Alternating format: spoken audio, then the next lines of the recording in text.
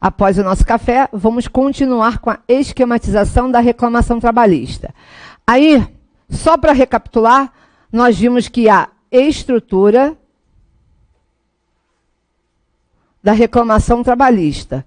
Tudo começa pelo endereçamento, depois a qualificação, do reclamante e do reclamado.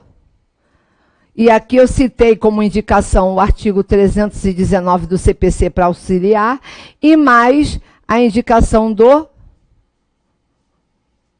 advogado, com os poderes da procuração. Beleza. Bom, endereçamento, qualificação, indicação do advogado com poderes para estar em juízo, mencionando a procuração. E aí nós temos a questão, qual é o nome da peça? Nós temos que indicar para o examinador o nome correto da peça. Vamos combinar o seguinte? Se a peça for uma reclamação trabalhista com pedido de reversão de justa causa, com pedido de reintegração, pedido de verba rescisória, tutela antecipada para qualquer coisa ou liminar para qualquer coisa, não importa. Se for uma reclamação trabalhista, você vai utilizar o nome da peça. Vem propor, o verbo é esse, propor ou ajuizar. Então, aqui, ó, nome da peça. O nome da peça vai ser um só. Reclamação trabalhista. Não é ação trabalhista, é reclamação trabalhista. Ou tem gente, gosto do freguês, reclamatória trabalhista. Esse vai ser o nome da peça. E o verbo, professora? O verbo que eu vou utilizar para a reclamação trabalhista? Ajuizar ou propor. Esse é o verbo que você vai utilizar. E a fundamentação, professora? A fundamentação da peça. Qual vai ser?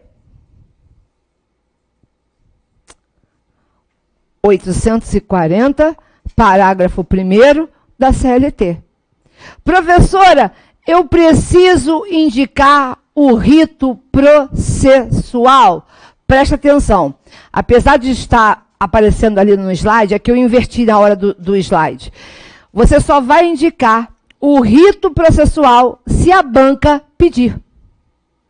Se a banca pedir o rito processual, aí você vai propor reclamatória trabalhista pelo rito. Aí você diz se vai ser o ordinário, sumário, sumaríssimo. Ah, professora, mas como é que eu sei o rito que vai desenvolver, vai ser o decurso da ação? Como é que eu sei? Fácil. Vocês aprenderam lá em Processo do Trabalho, na faculdade, fizeram a revisão nos cursos, que o rito processual depende do valor da causa. Se você tiver até 2 salários como valor da causa, esse rito vai ser o rito sumário, que é o procedimento de alçada. Ah, é verdade. O procedimento sumário ou rito de alçada é aquele que o valor da causa não ultrapassa a 2 salários mínimos vigentes na data de ajuizamento da ação. Ok. Qual é a característica do procedimento sumário ou de alçada? É que daquela sentença, regra, não cabe recurso. É irrecorrível, salvo se a decisão ferir matéria constitucional. Feriu matéria constitucional, aí pela lei 5584 de 70. Artigo 2º. Pela lei 5584 de 70, caberá recurso extraordinário para o STF no prazo de 15 dias, mas até 2 salários mínimos. Agora, se a questão disser que o procedimento é sumaríssimo, lá do artigo 852A e seguintes da CLT, o valor da causa fica em quanto? Acima de 2 até 40 salários. Ah, é o procedimento sumaríssimo. E o procedimento ordinário qual é, professora? Quando o valor da causa for acima de 40 salários. Acima de 40, o procedimento vai ser o ordinário. Mas só vai ser necessário a indicação do rito processual se a banca pedir, se a banca mencionar. A banca não mencionou o nome da peça, reclamação trabalhista. Ou reclamatória trabalhista. Esse vai ser o nome da peça. Salvo se a questão da prova for uma peça subsidiária decorrente do processo civil. Me dá um exemplo, professora? Claro, ação de consignação em pagamento. Aí você não vai poder chamar essa peça de reclamação trabalhista. Por quê? Porque a questão vai dizer para vocês, a empresa demitiu, cientificou o empregado da data do pagamento das verbas, na data marcada, sem justo motivo, ele não compareceu para receber. Não justificou. A empresa procura pelo empregado e ele está desaparecido e não veio receber. Qual é a peça processual para defender o interesse do seu cliente? A ação de consignação em pagamento. Posso chamar essa ação de reclamatória trabalhista? Não. Aí o nome da peça tem que ser ação de consignação em pagamento. Quer ver uma outra peça com nome diferente? Inquérito de apuração de falta grave. Quando é que nós utilizamos o inquérito de apuração de falta grave? Para provar a falta grave do empregado que é estável. Dirigente sindical. Preciso mandar embora um dirigente sindical. Por quê? Praticou ato de improbidade. Ato de improbidade, quebra da lealdade, da boa-fé, estava desviando o dinheiro do caixa da empresa, entendi. Isso é justo motivo para mandar embora? Mas ele é estável, porque ele é dirigente sindical. Posso abrir a porta e mandá-lo embora? Não. Porque todos nós sabemos que o empregado que possui estabilidade na modalidade dirigente sindical, a demissão só é válida quando? Quando for instaurado o inquérito de apuração de falta grave. É uma reclamação trabalhista? É uma petição inicial que corre na Justiça do Trabalho? Sim. Na Vara do Trabalho? Sim. Mas qual é o nome da peça? Reclamação trabalhista? Não. Qual é o nome da peça? Inquérito de apuração de falta grave. Então, quando tem um nome específico, nós iremos utilizar o nome específico. Não tem um nome específico, é só uma reclamação com pedido de reconhecimento de vínculo, reversão da justa causa, rescisão indireta, tutela antecipada para alguma coisa. Qual vai ser o nome jurídico da peça? Reclamação trabalhista ou reclamatória trabalhista. E qual vai ser o artigo utilizado para a fundamentação da peça? Esse daqui. Professora, eu tenho uma dúvida. Qual? Eu estou acostumado, pelo meu escritório, a utilizar assim, ó.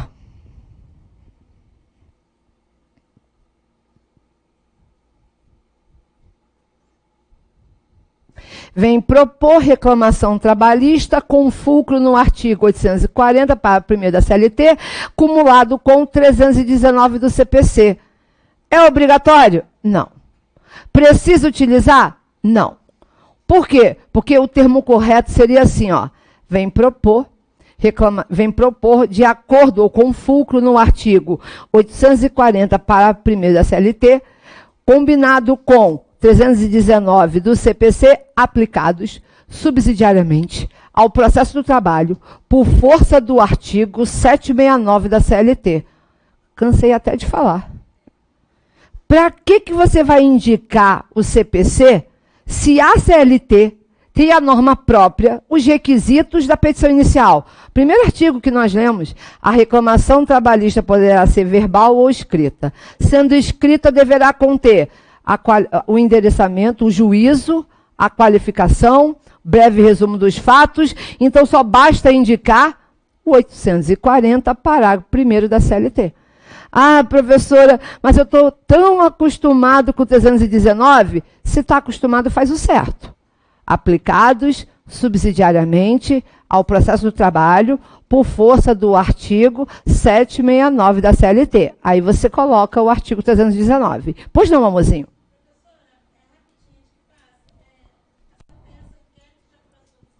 Sim.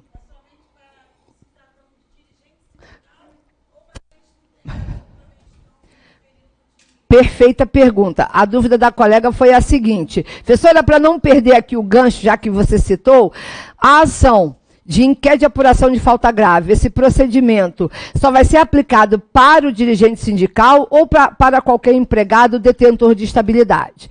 Nós vamos ver na aula dessa peça que quando a lei falar assim, ó, falta grave, o empregado é estável e só perde a estabilidade por falta grave devidamente apurada. Está na lei. Quando você abre lá o artigo do dirigente sindical, que é o artigo 543, parágrafo 3º, ele diz lá, ele perde a estabilidade por falta grave devidamente apurada. Opa, palavra-chave, falta grave devidamente apurada. Logo, para mandá-lo embora, eu não posso abrir a porta e, igual a Sandra disse, joga fora no lixo. Não posso. É necessário o quê? Inquérito de apuração de falta grave. Me dá um outro exemplo? Estável decenal. Aquele que não optou pelo FGTS, que tem aquela estabilidade que ele conquistou com 10 anos para o mesmo empregador. Falta grave devidamente apurada. O outro, comissão de conciliação prévia, CCP. Falta grave devidamente apurada. A lei fala. Agora, diferente. Gestante, cipeiro, empregado da comissão de representação dos empregados. A lei não diz falta grave devidamente apurada. A lei diz assim, justo motivo.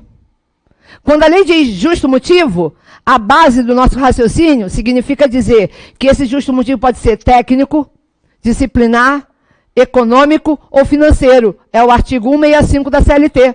Então, quando a expressão estiver vinculada a justo motivo, não precisa do inquérito de apuração de falta grave. Quando a estabilidade estiver interligada com falta grave, precisa do inquérito de apuração de falta grave. Entenderam isso daí? Ficou claro para vocês? Mas na aula dessa peça, eu vou falar, vou mostrar para vocês tudo direitinho, ok? Voltando aqui para a fundamentação. Se for utilizar a fundamentação, então, com o 319, peço a gentileza de indicar a expressão aplicados subsidiariamente ao processo do trabalho por força do artigo 769 da CLT. Mas é necessário, obrigatório, o 319? Não. Basta apenas o artigo 840, parágrafo 1º da CLT? Ou se o procedimento for sumaríssimo, 852A da CLT? Vai ganhar esse 1/10 da questão. Dúvidas? Perguntas? Aí eu coloquei para vocês aí. Aí, ó. Não é obrigatório, salvo se a banca exigir a fundamentação. Quando a peça tiver nome específico, consignação, embargo de execução, embargo de terceiro, nós iremos utilizar. Salvo o contrário, nome da nossa peça, quando eu perguntar para vocês, vem propor, qual vai ser o nome da peça? Isso aí. Vem propor reclamação trabalhista. Vai ser repetitivo? Vai. Vai ser cansativo? Vai. Nós vamos passar? Isso aí. Porque a gente vai repetir, repetir, repetir. Treino difícil, o jogo vai ser fácil. E é na repetição. Para entrar na cabeça de vocês. Vocês vão se tornar pessoas chatas nesse período. Porque alguém vai conversar com vocês. Sabia que na reclamação o nome da peça é reclamação trabalhista? Ou reclamatório? E o endereçamento é ao douto juízo da vara... Tem que ser assim. Vamos conversar, vamos. Quer saber a qualificação do reclamante? É assim, ó. Se não tiver nada, é qualificação, endereço completo, concept. Mas se tiver, aí tem que ser assim. Vamos, amiga, preciso conversar. Fala que eu te escuto. Então, me escuta. Ali. É louca, sou. Mas eu passo? Passo. É isso aí. Porque tem que ser repetição. E escrever, tá? Fazer. Na munheca. Por quê? Porque você está entendendo tudo que está se passando aqui agora. Só que o nosso HD está cansado. Quando você chega em casa, vai descansar, já esqueceu aqui, ó. Já bateu cansaço, esqueci. Mas como é que eu vou relembrar? Fazendo. Hoje o treino vai ser estrutura da peça, endereçamento, qualificação, para você ver a letra, a folha, a quantidade, o espaçamento, é necessário esse treino, ok? Depois da qualificação e o nome do advogado, aqui, ó. O que eu gosto muito de falar para vocês. Deve-se tomar cuidado se a questão trouxer mais de um reclamado. Para ajuizar a ação em face de todos os reclamados, deverá colocar no polo passivo da ação. Lembra que eu falei antes do nosso café? Se for uma terceirização, se for uma sucessão, um grupo econômico, é necessário olhar a peça e verificar, havendo uma reclamação trabalhista, quem é que vai constar corretamente no polo passivo da ação.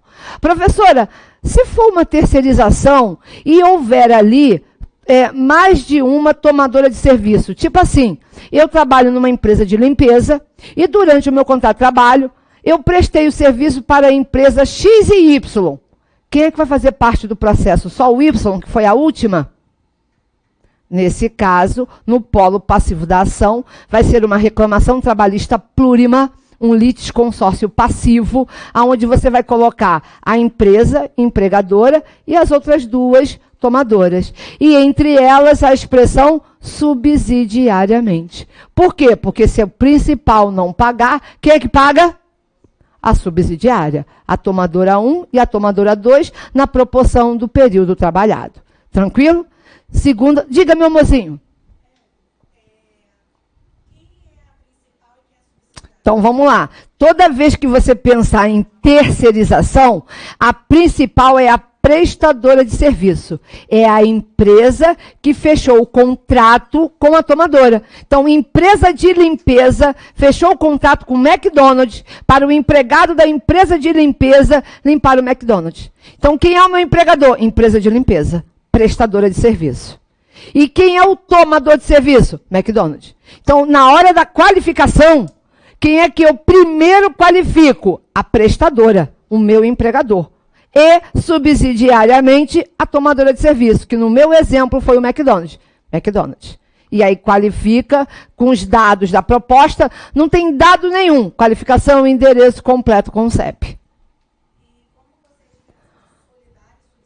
Perfeito. Professora, eu tenho dúvida. Qual?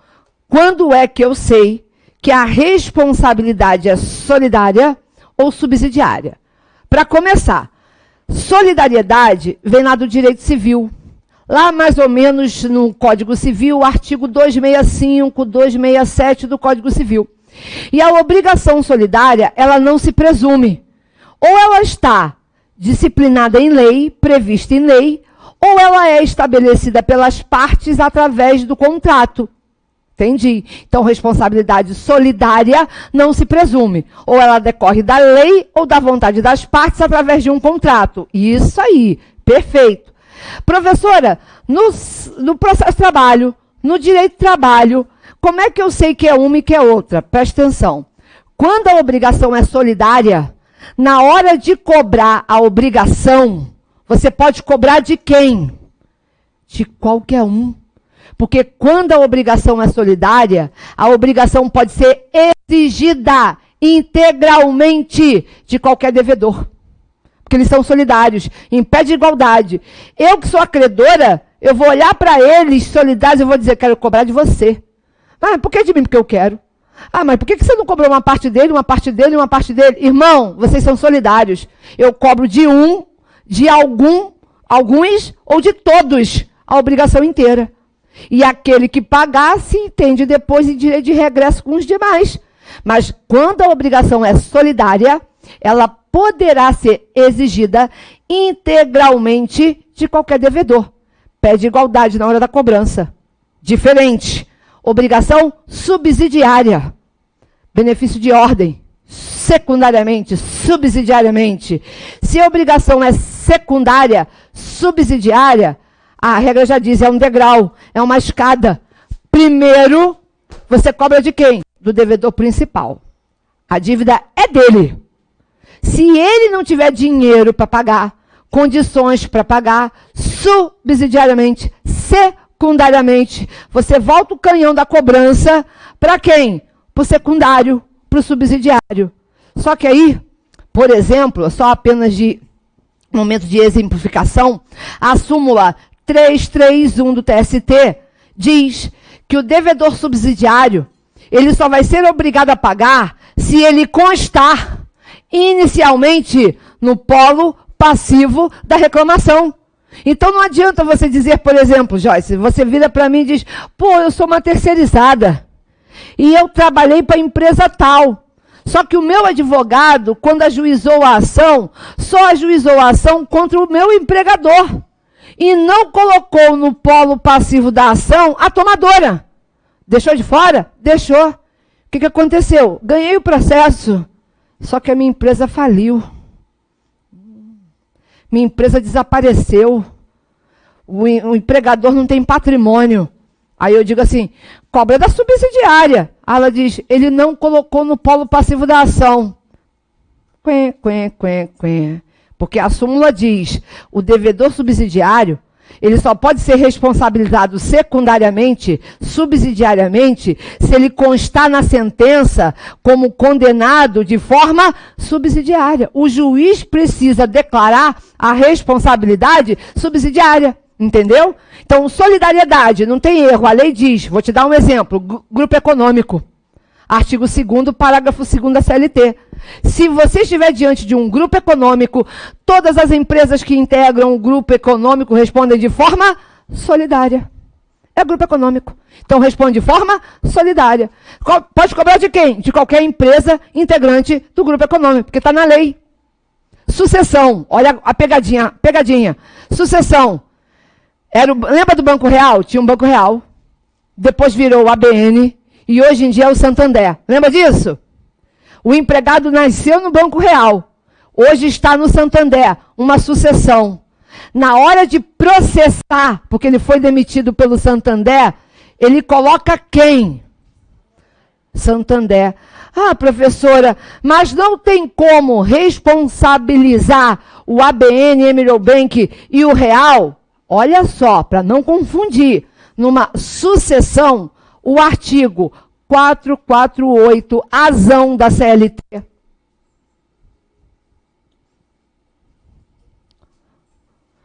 Diz que numa sucessão trabalhista, o sucessor responde integralmente e exclusivamente pelas obrigações. Então, não há que se falar, como regra, da solidariedade ou da subsidiariedade. Então, quem é que ingressa no polo passivo da ação? Somente o sucessor. Somente ele. Pegadinha. Se a questão disser fraude, lesão, prejuízo, dolo, aí você já levantou a orelhinha aqui, ó. Fica esperto. Porque aquela cerejinha não veio à toa. Mas veio para quê? Uma casca de banana. Isso acontece na questão discursiva. Porque numa sucessão que houve fraude, uma intenção de lesar os credores, o artigo 448 tem um parágrafo. E esse parágrafo diz que quando a sucessão for fraudulenta, a responsabilidade é perfeito. Mas precisa a questão dar a ideia ou falar sobre fraude. Falou que houve fraude, aí é solidário. Sucessor e sucedido, coloca todo mundo. Não falou de fraude, não falou de lesão, de dolo, de prejuízo. Sucessão, quem é que responde? Somente o sucessor. E mais ninguém. Entenderam isso daí? Ficou claro para vocês? Beleza. Mais alguma pergunta? Aí, ó, depois da qualificação do advogado, o nome da peça, chegamos nela. Vou apagar aqui. Tudo isso é para a gente ter em mente e construir a estrutura da nossa reclamação trabalhista. E aí, é nesse momento que eu vou pedir a cada um de vocês, galerinha que está me assistindo no ao vivo em casa, beijo, Lolo, falou comigo no intervalo via WhatsApp, que está me assistindo no ao vivo, beijo para ti. Carlinha também falou comigo. Preste atenção. Professora, você repete muita informação, é? Sabe por quê? Porque eu preciso ser repetitiva para que entre na sua cabeça. Água mole em pedra dura, tanto bate até que fura. Precisa deixar a informação entrar, porque às vezes você mesmo cria um bloqueio e não assimila a importância da informação. É necessário que cada tópico dessa estrutura, que eu estou debatendo com vocês passo a passo, que vocês coloquem em prática. Se a peça for reclamação trabalhista, começa por onde? Endereçamento. Depois, qualificação. Entre a qualificação do reclamante e do reclamato e a indicação do advogado, tem que colocar o nome da peça, com a fundamentação no artigo 840, parágrafo 1º da CLT. É obrigatório utilizar o 319? Não. Mas aquele aluno que desejar utilizar o 319 tem que utilizar qual é a frase? Aplicados subsidiariamente ao processo do trabalho por força do artigo 769 da CLT. Nós vamos utilizar? Não. É muita coisa para escrever, para você se preocupar com esse detalhe que não vai acrescentar em nada. Ah, se puser isso, ganha mais um 10º. Mentira. Se puser isso, ganhou o quê? Nada, perdeu tempo, perdeu linha, ganhou um cascudo meu, mas para quê? Então, não precisa. Feito isso, pelos fatos e fundamentos a seguir expostos, aí nós vemos aqui, ó, preliminares. Assim, deixar bem claro para vocês, para a gente parar de mimimi. Sou professora raiz das antigas. Ai, preliminar é matéria de defesa, que só use contestação. Não, cala a boca. Preliminar é tudo que se discute antes do mérito. Antes do que é principal dentro de uma ação, você argue uma preliminar. Preliminar é tudo que vem antes do mérito da causa, do mérito da ação. Por isso que tem preliminar na contestação, que vai extinguir o processo sem resolução do mérito, ou indeferir a petição inicial, e depois você fala das prejudiciais. Ah, tá. Só que na reclamação trabalhista, pode ter preliminar? Claro que tem. E nós vamos analisar cada uma delas, que pode vir em forma de gratuidade de justiça, pode vir em forma de tramitação preferencial do feito, e pode vir em forma de prevenção. Vamos começar pela mais importante? Mais importante não, a mais usual? Gratuidade de justiça. Ainda te digo mais, não quer utilizar a expressão preliminar? Tá bom.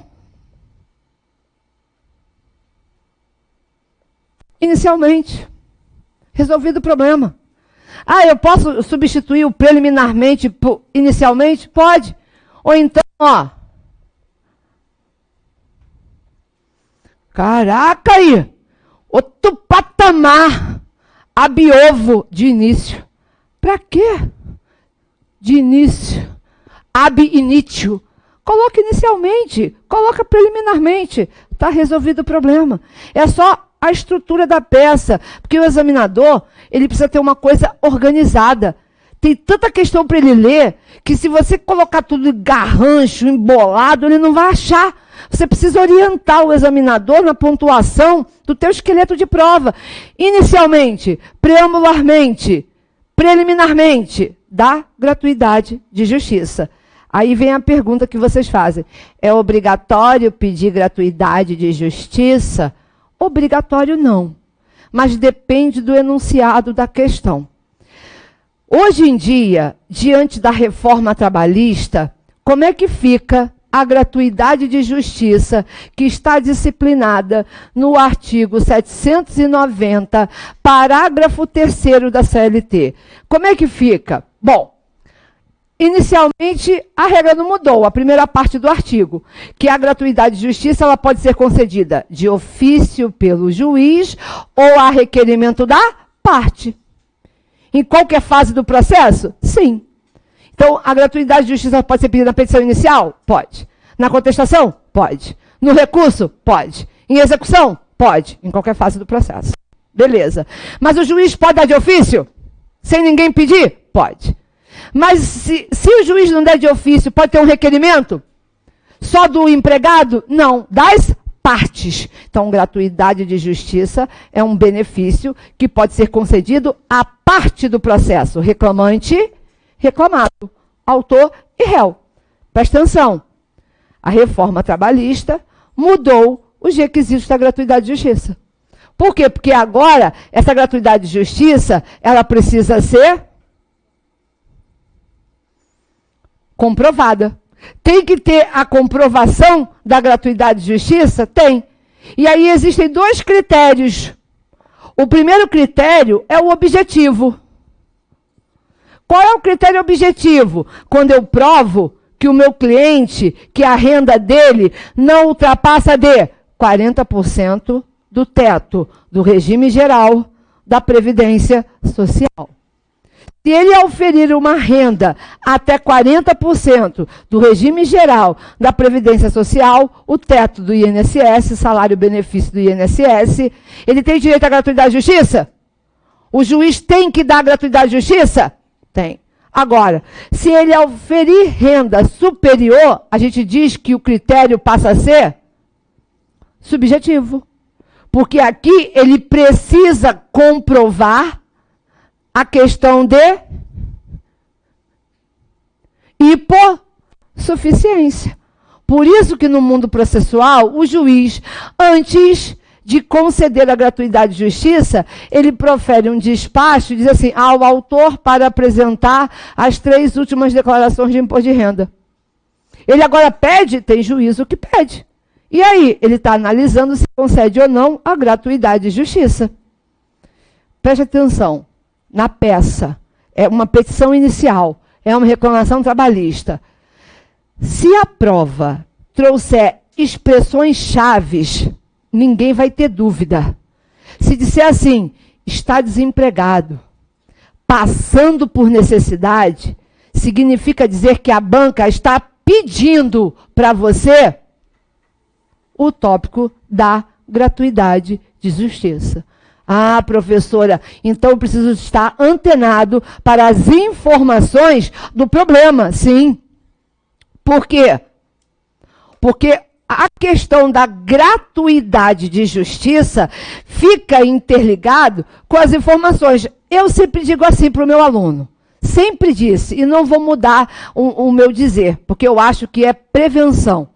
Se é uma reclamação trabalhista e se você está ajuizando a ação pelo empregado, que foi demitido, não recebeu as verbas ou que sofreu uma lesão no contrato de trabalho, fez a parte preambular de qualificação, o nome da peça, chegou em preliminar, primeiro tópico, da gratuidade de justiça. Eu, Evelyn, eu aconselho a sempre abrir o tópico da gratuidade de justiça. Por quê, professora? Porque você abriu o tópico da gratuidade de justiça ou da justiça gratuita e fez um pedido padrão. Requer a Vossa Excelência a concessão dos benefícios da gratuidade de justiça nos termos do artigo 790, parágrafo 3º e 4º da CLT. Fez lá o pedido, genérico, colocou. Olhou o gabarito da banca. Não foi pontuado gratuidade de justiça. Acontece o que com você? Nada. Vida que segue. Ah, vão descontar ponto? Não. Vão zerar a prova? Não. Acontece o quê? Perdeu 3 linhas, mas vida que segue. Diferente. Abriu o tópico. E ele consta lá, naquele espelho de correção, no gabarito da banca, a pontuação da gratuidade de justiça. Vai levar o ponto? O medo é, você fica em dúvida? Não sei se eu abro. Caraca, acho que eu não vou abrir não, a peça é grande, vou deixar, vou passar. Não abriu o tópico da gratuidade de justiça. Saiu o gabarito. E a banca pontuou o tópico da gratuidade de justiça. Você vai receber? Porque você não abriu. Entendeu? Então, assim, na dúvida, na incerteza, abre. São 3 linhazinhas. Requer a Vossa Excelência a concessão dos benefícios da gratuidade de justiça no termo do artigo 790, parágrafo 3º da CLT. Acabou. Vai levar o ponto. Agora, não vai ter dúvida quando disser, está desempregado, passando por necessidades. Disse isso, qual é o tópico que está pedindo? Da gratuidade de justiça. E aí, ó, eu indiquei ali para vocês o artigo 98, parágrafo 1º, só para a ilustração do tema. Por quê? Porque nós temos a gratuidade de justiça prevista no CPC, no artigo 98, parágrafo 1º do CPC, mas nós temos a nossa regra própria da CLT. Qual é o artigo que nós vamos utilizar?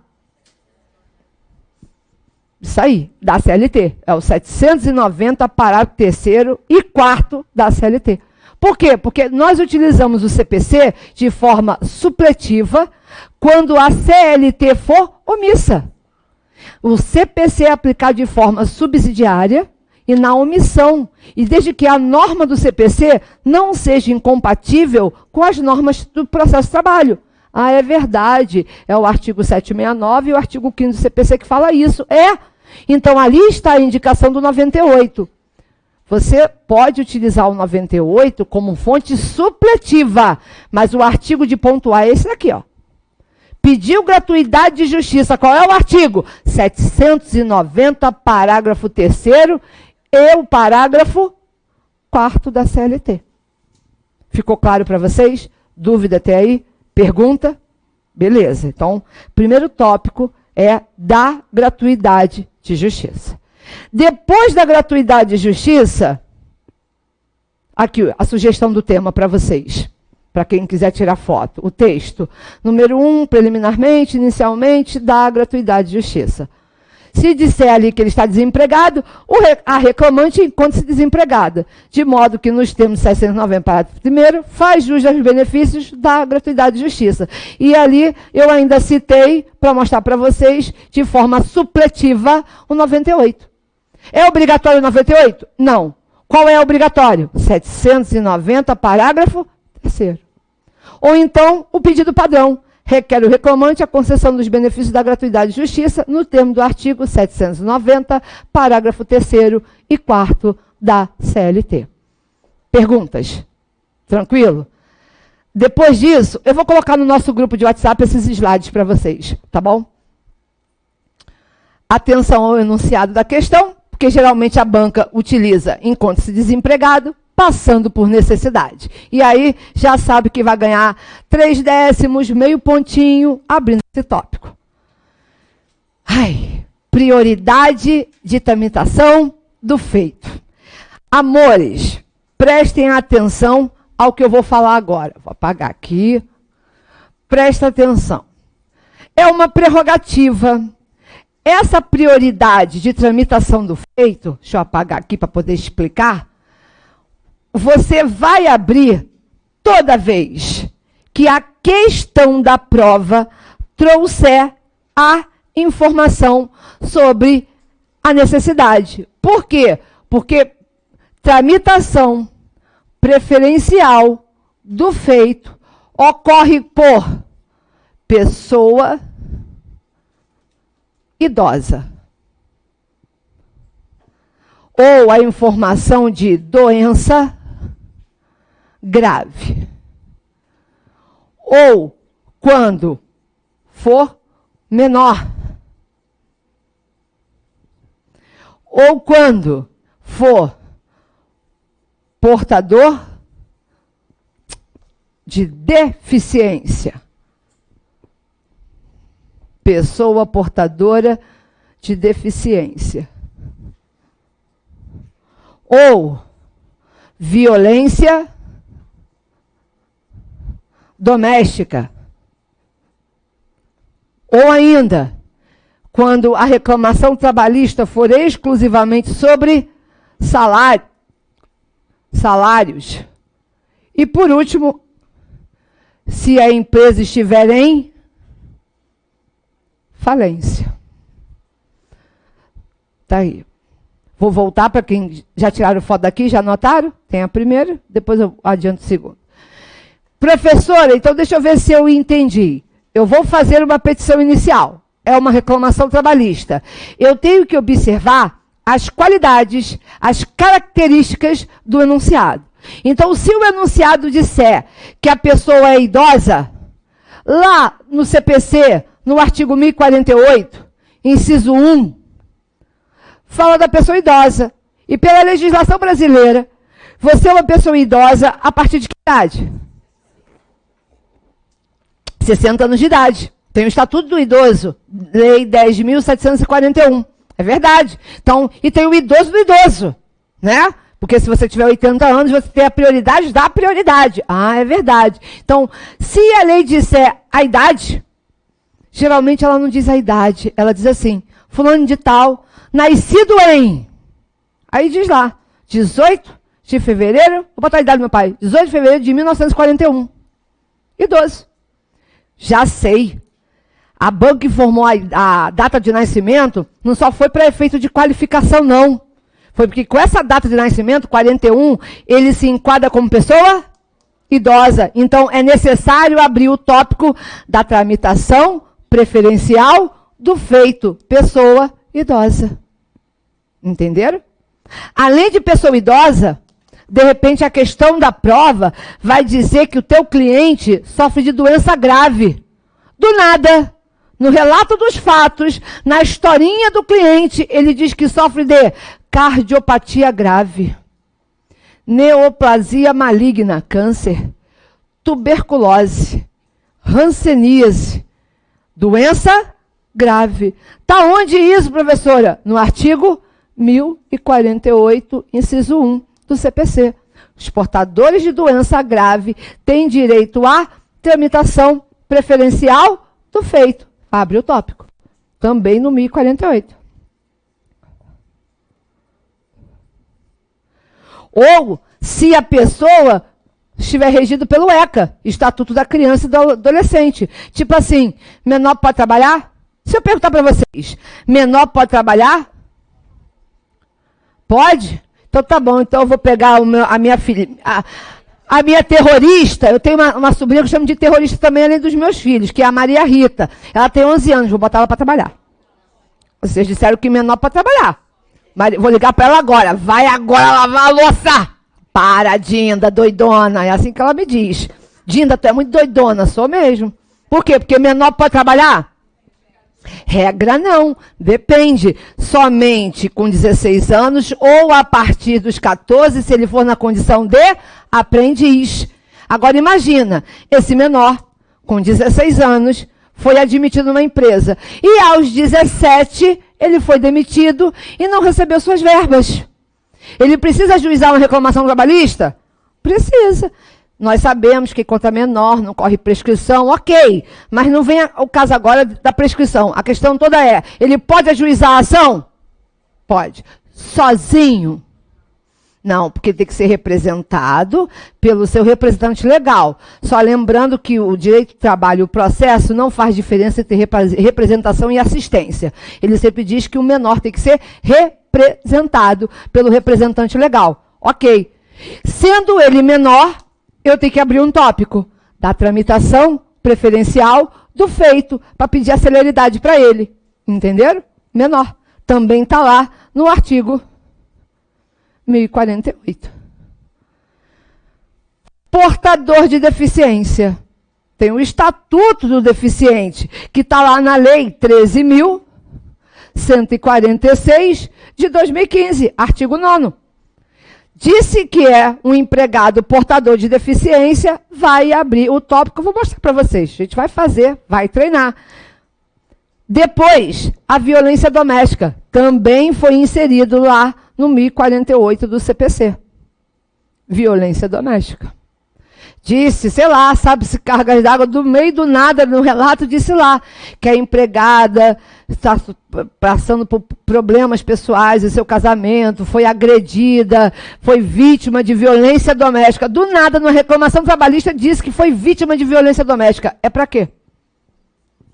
Só para pontuar o tópico da tramitação preferencial do feito violência doméstica, para pedir uma celeridade além do normal. Anda rápido com esse processo aí. Preste atenção aqui, ó. Reclamação trabalhista versar exclusivamente sobre salário. Vou explicar isso para vocês.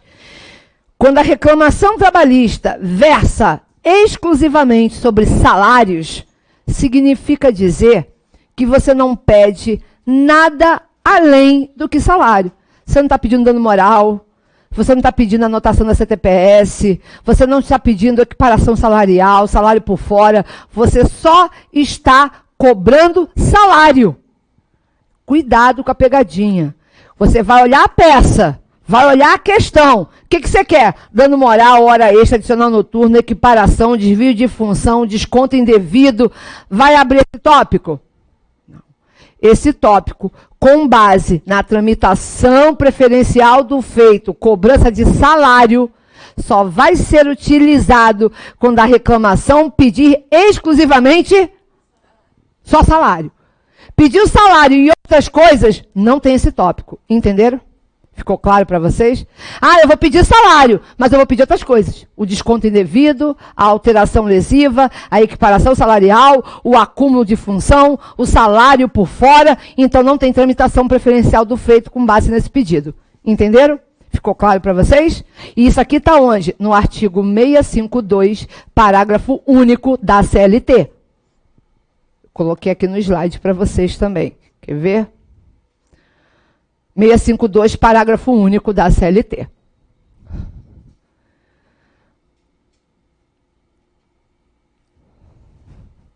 Pois não, amor?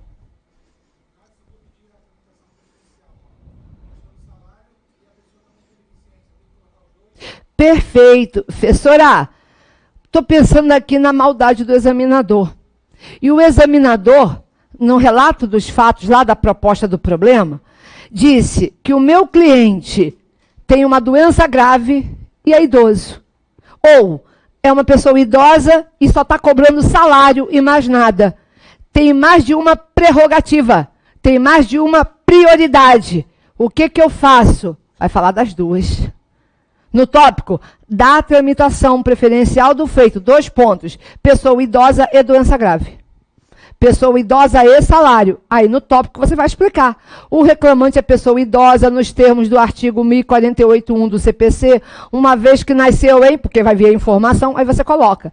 Da mesma forma que versa a reclamação trabalhista exclusivamente sobre salário. Da mesma forma que é portador de doença grave.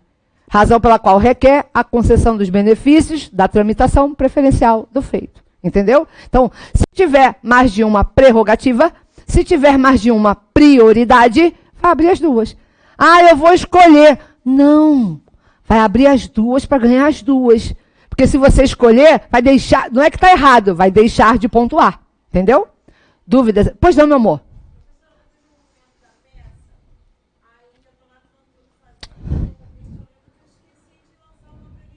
Perfeito.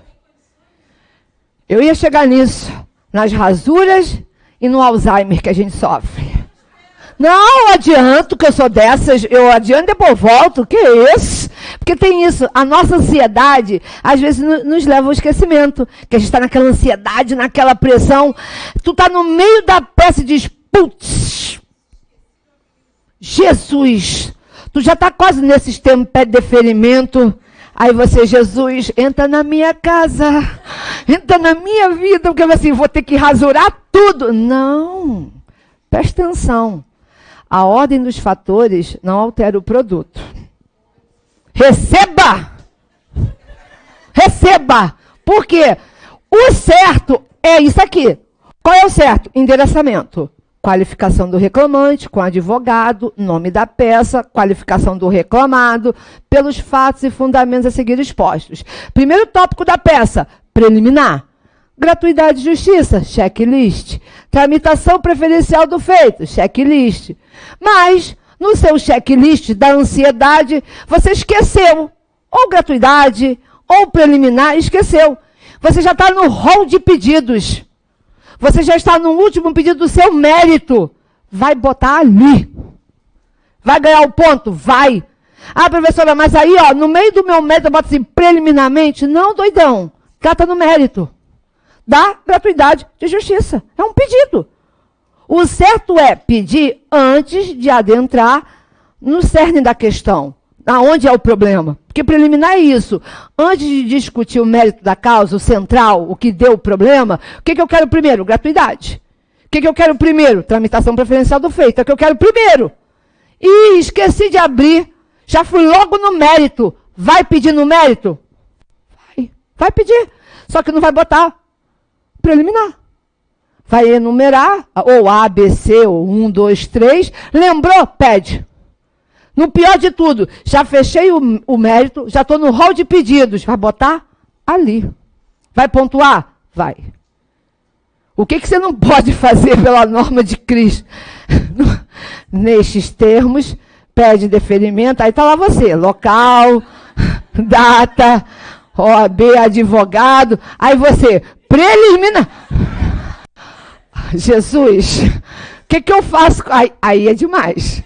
Entendeu? Mas, sinceramente, no pior de tudo, ainda tem espaço das linhas. Bota! Vai que o examinador está com Jesus no coração. Está escrito.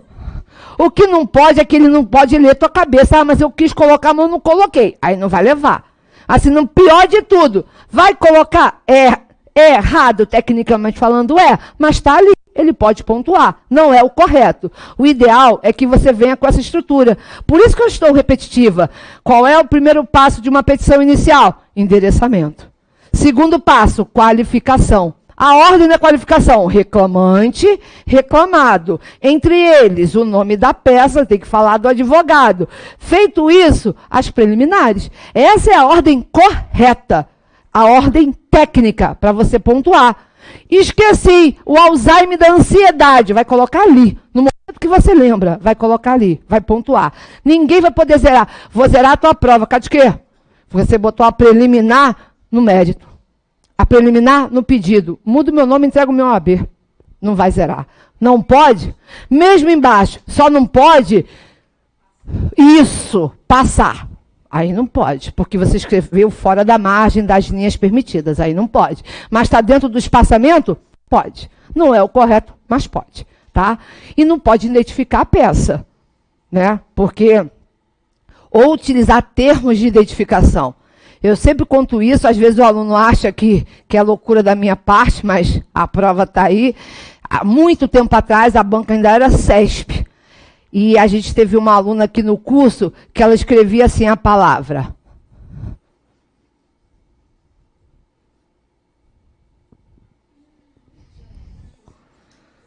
Falência. Aí achava uma pessoa idosa. Fofo. Louca. Como é que você... Mas cada pingo de um, e se eu fizer um coração... Se eu tiver no meu momento Lexapro, eu vou estar com a... Vou estar assim daqui a pouco. Se eu puder desenhar uma arma aqui que eu não sei, estava desenhando.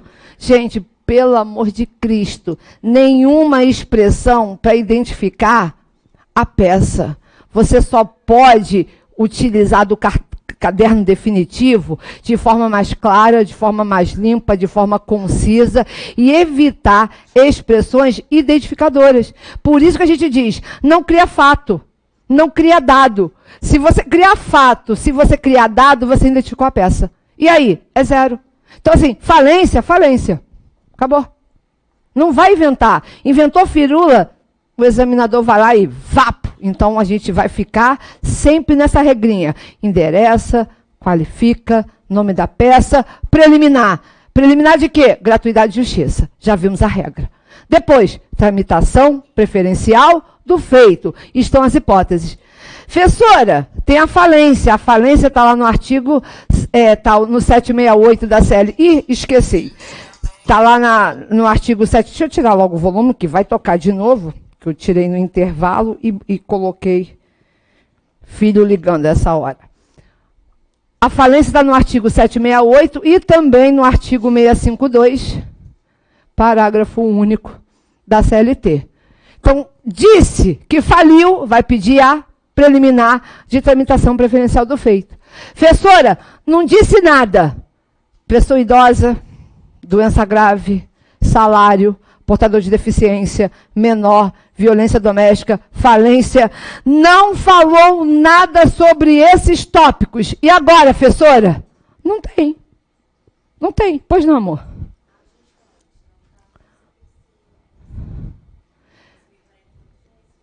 Pois é. Professora, uma empregada grávida, sendo demitida grávida gestante, ela teria direito a preliminar de prioridade de tramitação do feito? Não. Por quê? Porque não está no rol. É assim, papou. É taxativo. Então, assim, tá, abre. Não está, não abre. Vamos supor, professora, eu entendi que a minha cliente gestante tem a prerrogativa porque a gravidez é de risco. E aí eu abri o tópico da prioridade de tramitação do feito gestante. Aí eu digo que a gravidez ela é de risco, que ela foi demitida grávida e pedi a celeridade. Beleza. Qual vai ser a consequência? Lembrando que essas informações devem estar contidas na proposta do problema. Gestante, gravidez de risco, veio a informação. E aí, abri o tópico. Estou olhando o gabarito da questão e não foi pontuado. Vão zerar a minha prova? Não. Porque é o maior medo de vocês. Será que zera se eu fizer?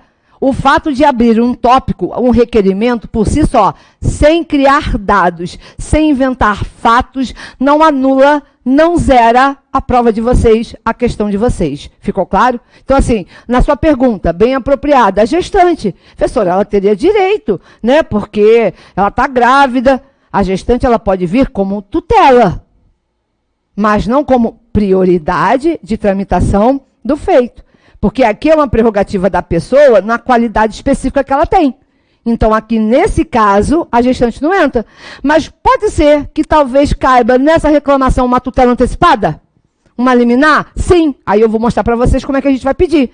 Só que no tópico preliminar ou prioridade de tramitação do feito, tramitação preferencial do feito, somente nessas hipóteses. Beleza? Tranquilo? Aí, olha só. Depois disso, aqui já foi. Aqui vem a sugestão do tópico, mostrando para vocês. Preliminarmente, número 1, da prioridade de tramitação do feito ou tramitação preferencial do feito, pessoa idosa. Para quem quiser tirar foto, anotar, mas no intervalo do almoço já vou jogar no grupo os slides, para que vocês tenham e comecem a estudar. E também vai ter em Word, tá? Em Word, para quem quiser depois ter esse material em Word para abrir e estudar melhor. Ok?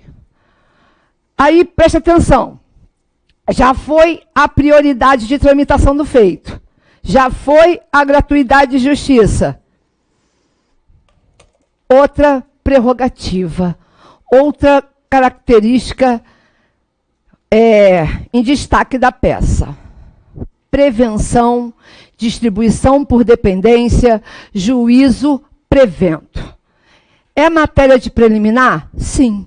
É uma matéria que você vai arguir, requerer, antes de analisar o mérito da causa? Sim.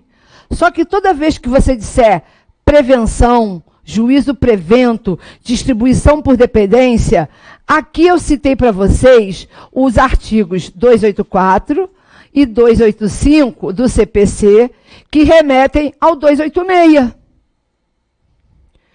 A questão da prova vai ter que falar para vocês sobre conexão, sobre continência, ou ainda que um processo foi ajuizado anteriormente e que ele foi extinto sem resolução do mérito. Imagina um enunciado da questão, onde diz assim, fulano de tal lhe procura em seu escritório de advocacia e lhe relata os seguintes fatos. Aí ele começa a relatar um montão de coisa que aconteceu com ele no contrato de trabalho. Durante esse relato, ele diz o seguinte, que inicialmente ele contratou um outro advogado para propor uma reclamação trabalhista e que esse processo foi ajuizado e distribuído na hora do sorteio, distribuído para a 10ª Vara do Trabalho do Rio de Janeiro. Mas que durante o procedimento, ele desistiu da ação. Desistiu? Desistiu. Não importa o motivo. Desistiu porque não confia no advogado, desistiu porque não quis mais a ação, mas a questão vai falar que ele desistiu, que o juiz homologou e extinguiu o processo sem resolução do mérito. E ainda cita o número do processo. Aí você diz, estranho. Então o cara tinha um outro advogado que já tinha ajuizado a ação, que aí no decorrer dessa distribuição, ele desiste do processo, o juiz acolhe a desistência e extinguiu o processo sem resolução do mérito, ainda deu gratuidade de justiça para ele. Entendi? Só que agora, ele quer ajuizar de novo. Pode? Mas, e o tempo? Ainda dá tempo para ajuizar? Se ele perguntar para vocês, dá tempo ainda, doutor? Qual é a resposta de vocês? Não está prescrito, não? Pois é. Vamos lembrar rapidinho? O artigo 11 da CLT, quando fala em prescrição, diz assim: o ajuizamento da ação interrompe a prescrição, mesmo quando a reclamação trabalhista é ajuizada em juízo incompetente. Porque, às vezes, né, você deveria ter ajuizado a ação em São Paulo e ajuizou no Rio de Janeiro, onde você mora, que você trabalhava lá em São Paulo. Então, você não ajuizou o local certo, era em São Paulo, e você ajuizou no Rio. E esse processo, ele foi, quando alegaram a exceção de incompetência territorial, foi acolhido e foi extinto. Ah, tá. Mas eu posso entrar de novo, doutor advogado? Me diga! Quando interrompe a prescrição para pedidos idênticos, você ganha novamente 2 anos. É o que diz o artigo 11, acho que é o parágrafo 3º do artigo 11 da CLT. O ajuizamento da ação interrompe a prescrição para pedidos idênticos, mesmo quando ajuizado em local incompetente. Ah, entendi. Então, quando ele desistiu lá, ele ganhou quanto tempo para ajuizar novamente? 2 anos. E ele pode ajuizar de novo? Óbvio. Mas para onde? Aí vai ser assim, ao douto juízo, ao juízo da vara. Não. No sorteio não caiu na 10ª vara? Vai endereçar para quem? Para a 10ª vara. E aí você vai colocar lá, distribuição por dependência, ou prevenção, ou juízo prevento. Vou mostrar para vocês, para não ter que...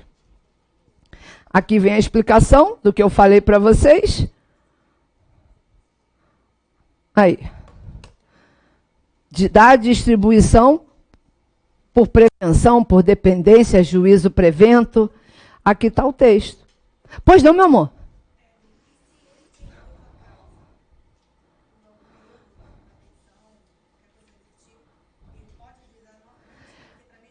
Vamos lá. A pergunta foi, professora, ele perdeu a causa. Ele pode ajuizar novamente? Cuidado. Antes de falar, não pode porque fez coisa julgada.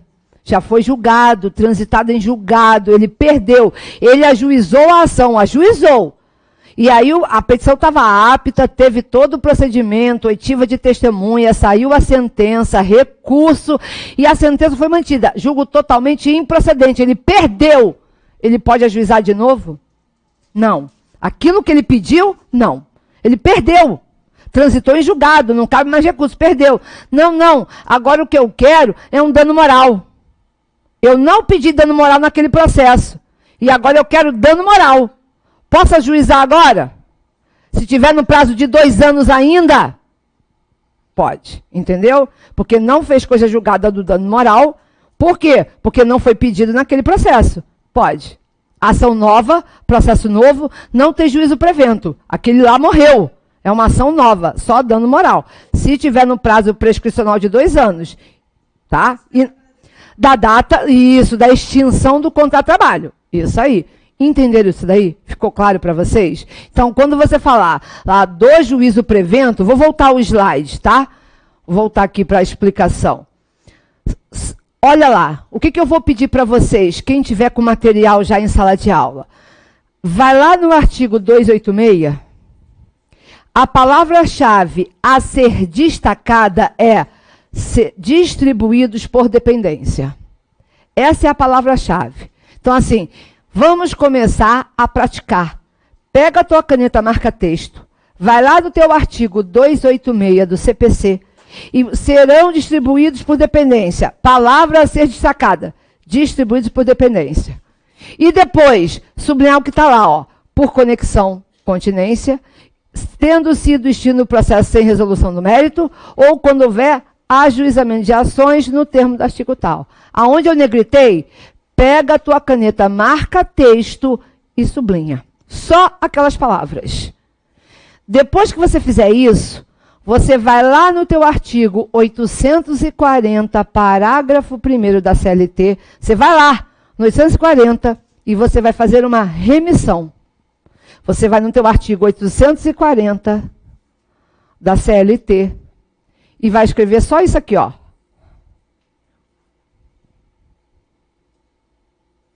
Só isso. Essa remissão pode? Por quê? Porque isso aqui é uma indicação para você, entendeu?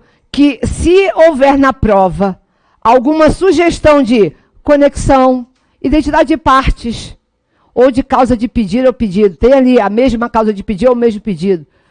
Continência, também, que um pedido é mais amplo que o outro, uma ação está contida na outra, ou se o processo tiver sido anteriormente extinto sem resolução do mérito, você vai ter que abrir um tópico para distribuir por dependência, da distribuição por dependência.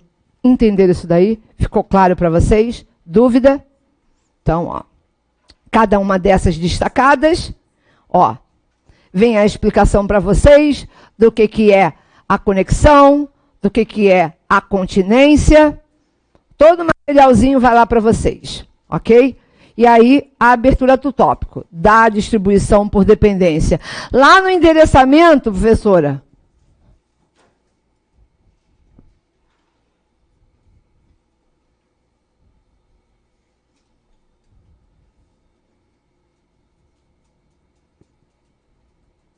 aí vamos supor que seja Rio de Janeiro mesmo. Vai ser assim. Por quê? Porque ele é o juízo prevento. Aí na linha de baixo você vai escrever.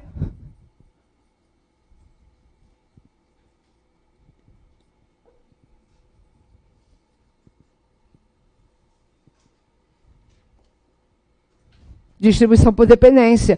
Ou apenas juízo prevento. Vai ser assim. A banca aceitou distribuição por dependência, juízo prevento, aí tem gente que colocou o processo aqui ao lado, quando a banca cita o número do processo, e depois vai ter que abrir o tópico da, igual que está ali, da distribuição por dependência. Dúvidas até aí? Perguntas? Até aqui? Tranquilo? Professora, vamos imaginar o seguinte agora, tem muita, essa peça tem muito detalhe. Imagina, gratuidade, tramitação preferencial do feito, juízo prevento, tudo isso entra em preliminar?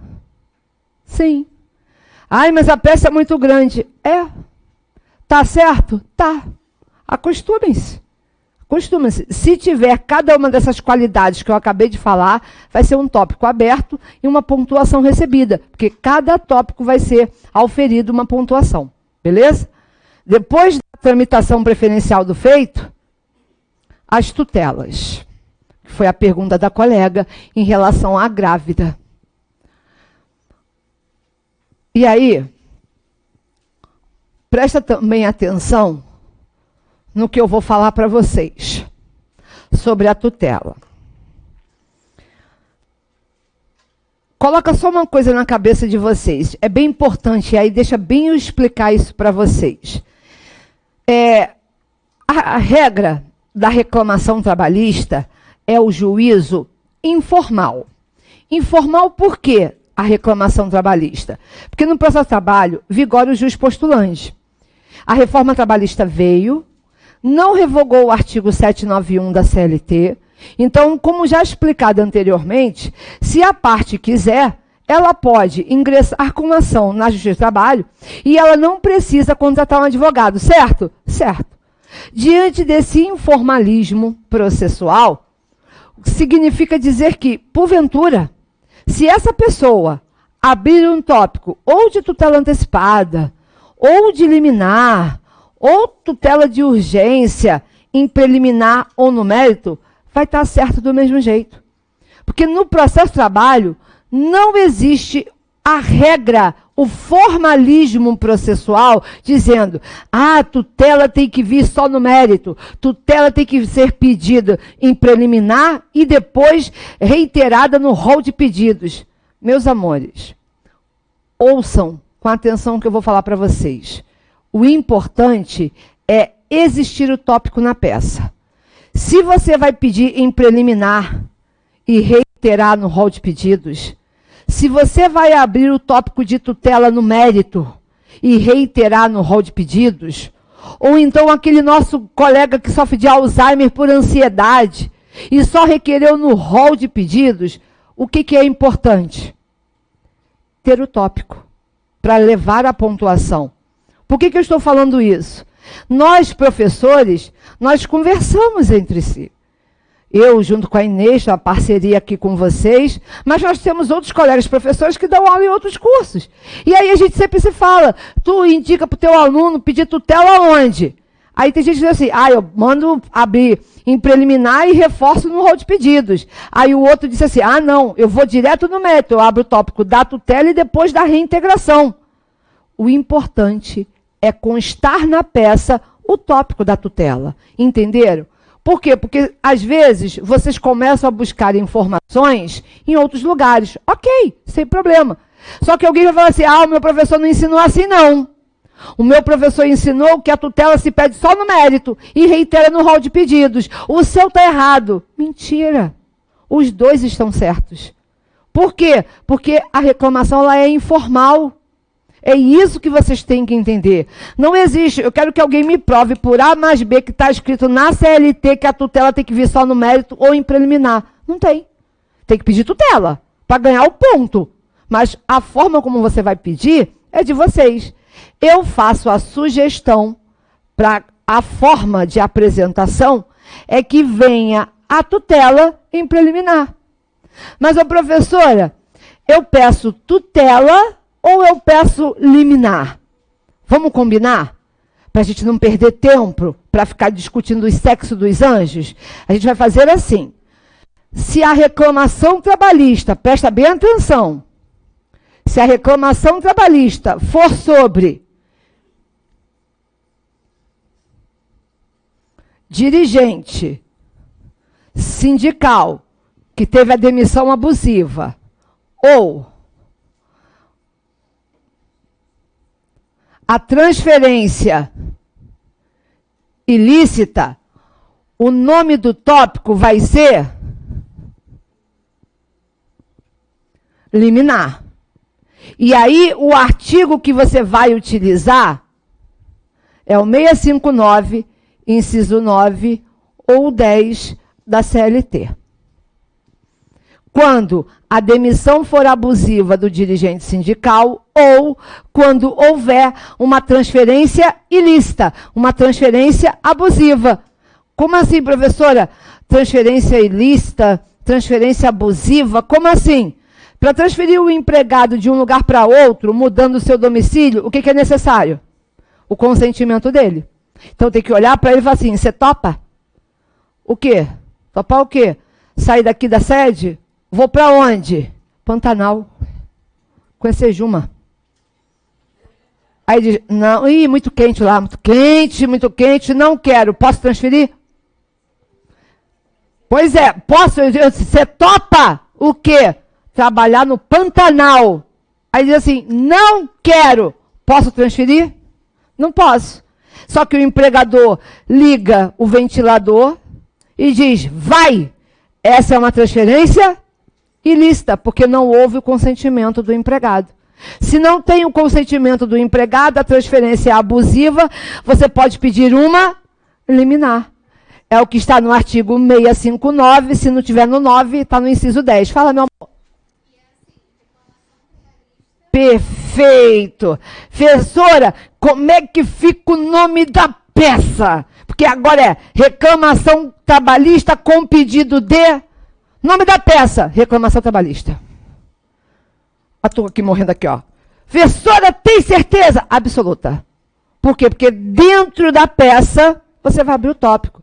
Ai, professora, então você está dizendo que eu não preciso assim, ó. Vem propor reclamação trabalhista com pedido de liminar para transferir. Cansei até de falar. Qual é o nome da peça? Reclamação trabalhista. Ai, mas vai ter dentro da minha peça, vai ter uma tutela. Beleza. Vai ter uma liminar. Beleza. Mas vai vir aonde? Em preliminar. Então, você não precisa mudar o nome da peça. O nome da peça, reclamação trabalhista, reclamatória trabalhista. Acabou. Tanto é, só para você ter ideia, eu achei errado e para mostrar a abusividade da FGV. Lembra que caiu uma rescisão indireta há 2 exames atrás? Teve um aluno, não foi daqui do curso, mas chegou até a mim, que ele colocou o nome da peça. Nome da peça, vem propor rescisão indireta do contrato de trabalho. A banca zerou.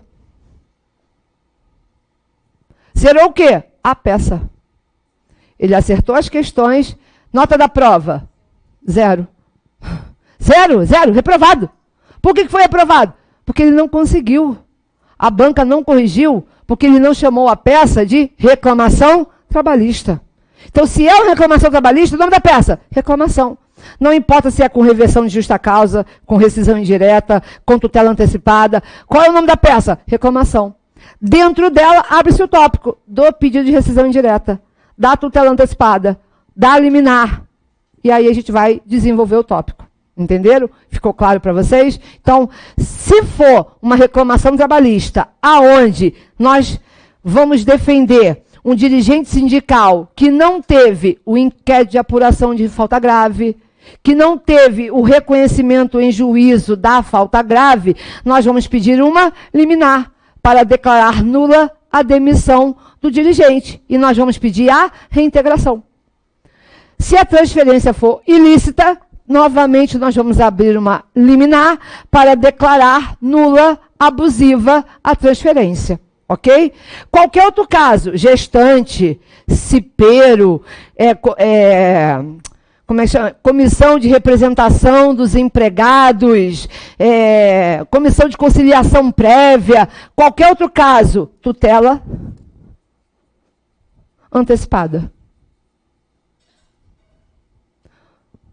Nos demais, vai ser tutela antecipada. Ficou claro para vocês? Dúvida até aí? Beleza. Depois disso, deixa eu ver se tem aqui um modelinho para vocês. Ó, o que eu acabei de falar está aí. Transferência abusiva, dirigente sindical, liminar. E aí o artigo, esqueci de colocar, o artigo da tutela. 300 do CPC. Por quê? Porque aqui você tem que mostrar a prova inequívoca, né, o direito, e o quê? A demora do direito. Então, você tem que ir lá no artigo 300 do CPC para justamente demonstrar o velho, o antigo fumus, bonis e iuris e o periculum in mora. Então, você tem que mostrar o risco de dano irreparável útil ao processo e o direito. A verossemelhança das alegações. Ó, o meu direito está aqui. Eu estou grávida. Está aqui o meu direito. Ok? E está aqui, ó, o meu prejuízo pela demora. O salário tem natureza alimentar. Eu preciso ser reintegrada de imediato, porque eu preciso do salário para comer, pagar as contas, eu estou gestante. Por isso que eu quero uma tutela antecipada para ser determinado de imediato a minha reintegração com pagamento de salário. Nós vamos treinar essa peça para caramba. Questão discursiva. E aí nós vamos pedir uma tutela antecipada com base no artigo 300 do CPC. Perguntas até aí? Dúvida? Depois da tutela, aí ó, vem a sugestão para vocês. Sugestão, como nós vamos discorrer o tema, mas a gente vai praticar e aí vocês vão ver como colocar. Ó, preliminarmente, da tutela antecipada ou tutela de urgência e tem aí o pedido. Depois, não, isso aqui a gente volta daqui a pouco. Até aqui, alguém com dúvida sobre o preâmbulo da peça e sobre as preliminares da reclamação trabalhista? Todo mundo compreendendo e tirando todas as dúvidas? Ok. Vamos fazer o seguinte, pelo avançar da hora. Intervalo de almoço, são 12h40.